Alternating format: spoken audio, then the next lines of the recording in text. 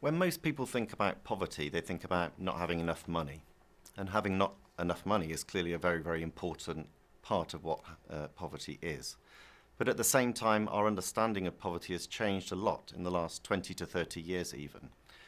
With some pioneering work by Amartya Sen in the late 1980s and early 1990s, we now understand human development has expanding capabilities and opportunities. And poverty can express itself in many forms.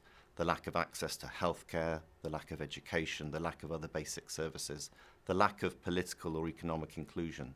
So we tend now to think of poverty as being very broadly defined, multidimensional in nature.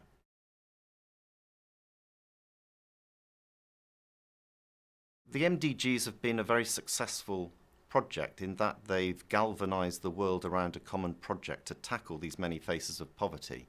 So we have income poverty as goal one of the MDGs, but we also have health and education, and access to water and sanitation, gender equality. And for the first time, we had a global unifying framework that rallied governments and other actors to actually make progress against the goals. So whether that was through changing policy or increasing the amount of resources that we channel to those issues, they've actually been very important in bringing the world around this common agenda. A lot of progress has been made. We've met the income poverty goal 5 years ahead of progress, largely due to growth in Asia and other key emerging markets. We've made great progress on gender equality in primary school, where now we almost have the same number of girls going to school as we do have boys. 9 in 10 children around the world now go to school, although that has still left 60 million children each year not going to primary school. So while there are success stories, there are still gaps, and there's been uneven progress across countries as well.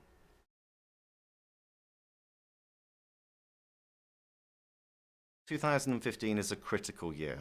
We stand on the cusp of hopefully a new era of sustainable development. We've had the MDGs for the last 15 years. We've learned a lot about them and what they've been able to achieve. We've learned a lot about setting goals and targets.